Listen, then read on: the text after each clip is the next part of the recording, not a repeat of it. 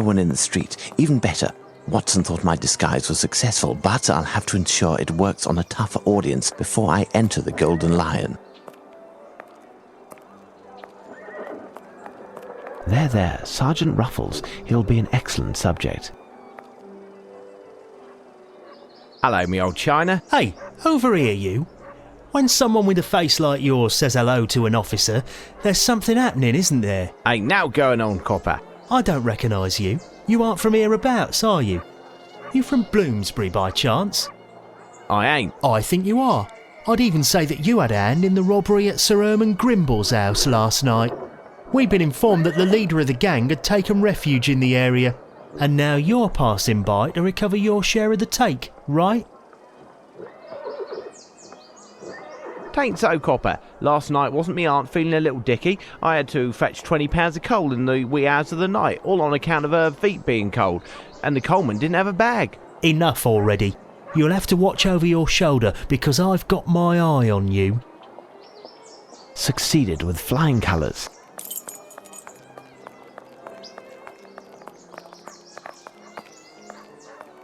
It is pointless.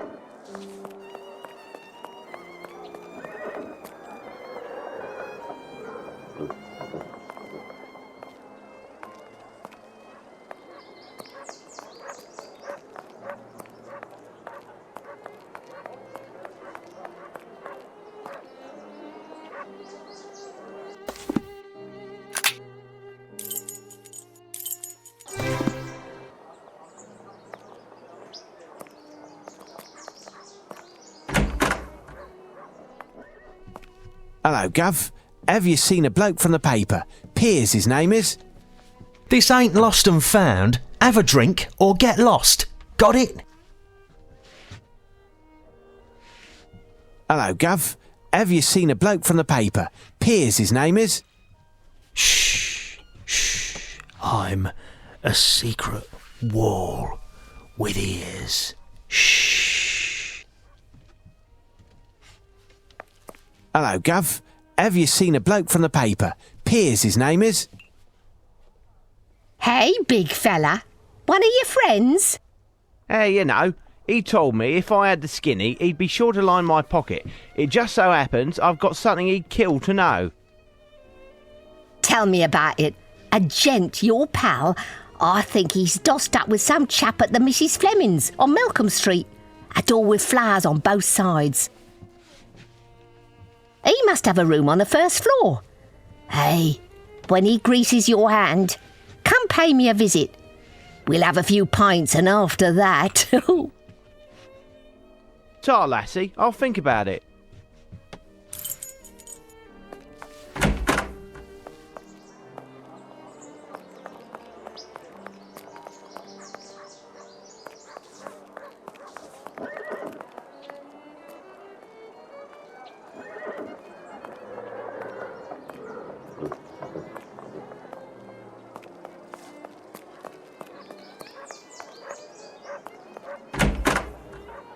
There's a chance that Lupin and his accomplices are still there. I will need to know with absolute certitude behind which door their hideout is in order to steer the events to my advantage. There's a chance that Lupin and his accomplices are still there. I will need to know with absolute... There's a chance that Lupin and...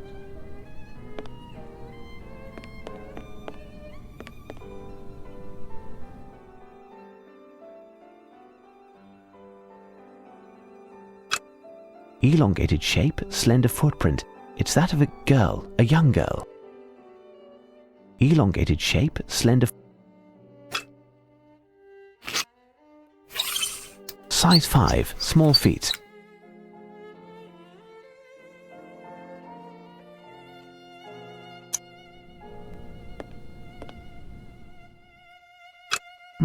These are work boots. These footprints are size 9.5.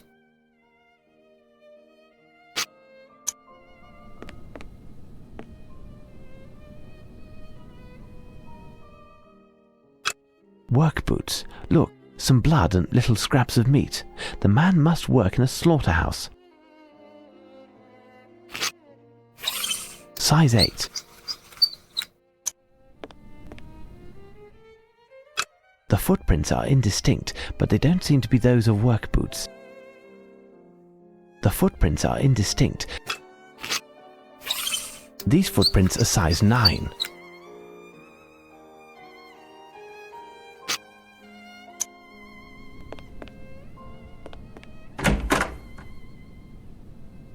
Who are you? Hey, don't be daft. I'm just here visiting a bloke I know. Hackwriter. Know him, don't you? I don't know nothing. You've got a real trap on you. I'd say you're a real fink. I ain't no think me. Did he tell you where he was going? See, it's just that he promised me loot, he did. Hear this. I's laying low here tonight. Did a big number already, you hear?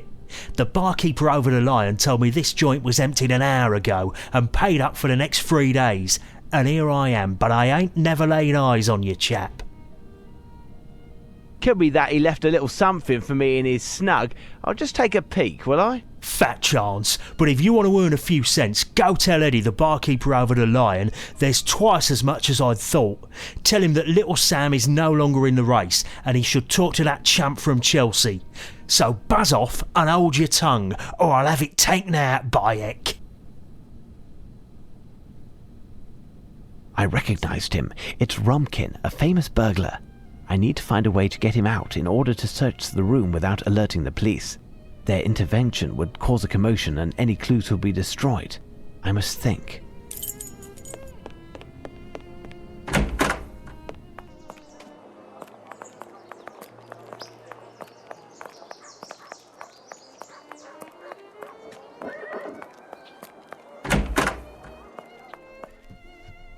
You, Eddie? To you, that's Mister. I just been to see the Mrs. Fleming's tenant. Know him? Rumpkin? Shh, keep it down. What's the deal? Ain't no coppers round here. Oh, there's plenty. Big Bruiser, my guard, is part of Luigi's gang, and they're after Rumpkin's hide. If they found out that I've been harbouring and dealing with him, my goose is cooked. And yours too.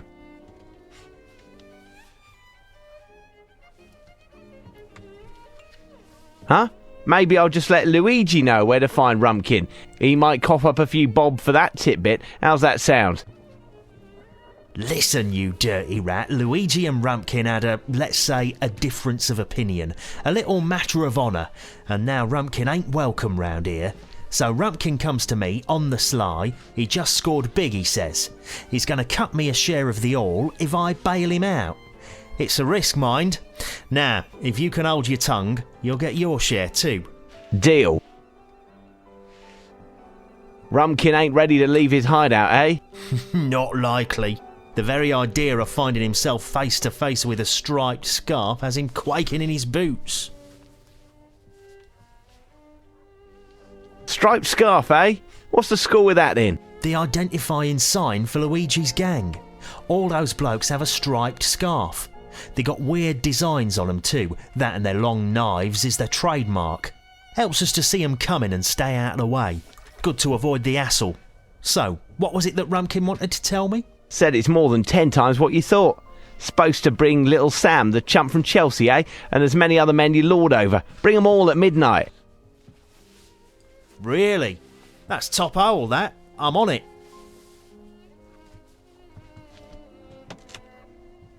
This may prove to be useful. This may prove to be useful. Phew, his scarf is soaked in wine. If I take it, I risk waking him.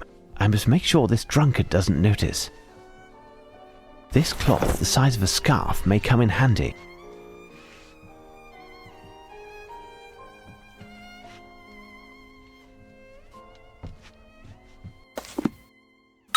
What most closely resembles a cloth soaked in wine?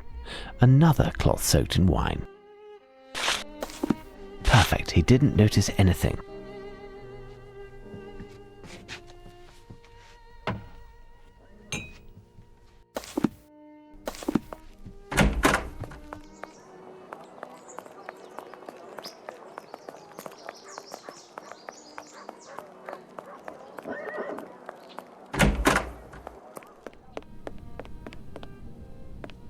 No, I must figure out a way for him to leave.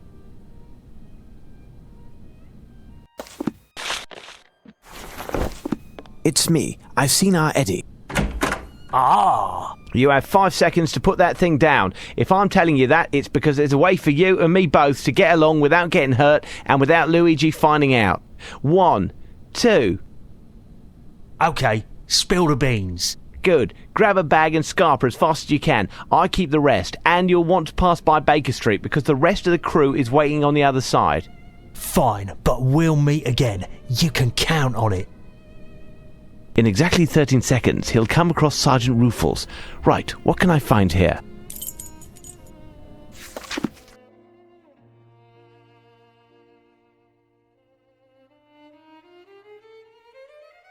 Wow, Rumpkin must have lost this paper in leaving. It's definitely the loot from the recent burglary of Herman Grimble's. I haven't seen him since the adventure of the silver earring. He'd be pleased to see me again, especially if I return his stolen property. Certain scraps of wood seem to have been painted with silver paint. It's a strong wood, no dust on it. Let's head to Baker Street.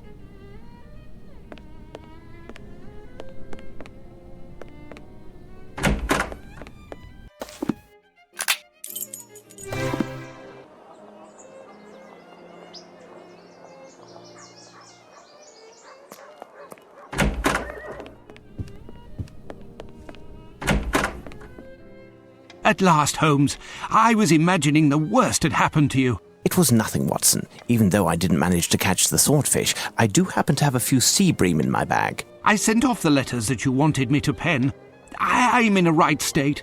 Do you really believe that this rascal would dare attack? I do believe, Watson. We'll discuss this later. I have a small task to do which requires my absolute concentration. I'll have to ask you to leave and go to Scotland Yard in order to inform the authorities that the plunder from the robbery at Sir Grimble's residence can be found in one of the rooms rented by Mrs. Fleming. Second door on the left, to be exact. They already have the perpetrator, but if the inspectors would be so good as to wait until midnight, they will find in that very location the top fences in London. Hand in the cookie jar, or jars, I should say. If you say so, Holmes. Thank you, Watson. As for myself, I need to study the clues that I recently found.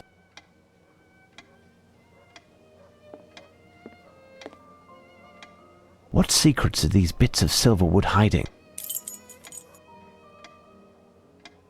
I need something. What secrets are these bits of silver wood hiding?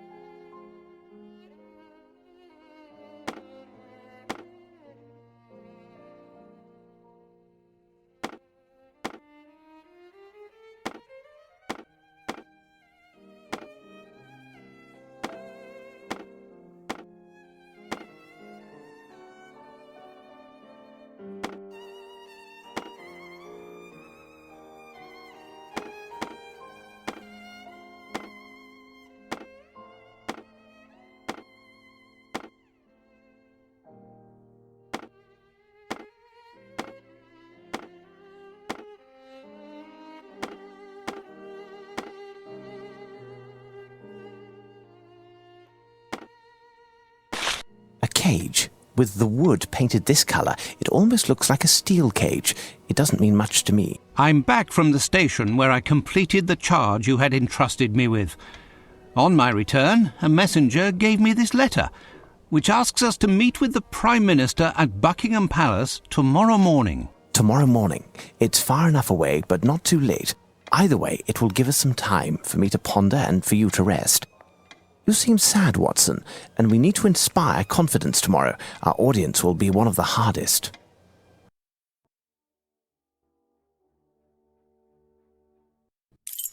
Mr. Holmes, the Prime Minister is in the White Room on your right, at the end of the hall. His orders were that you should be shown in immediately.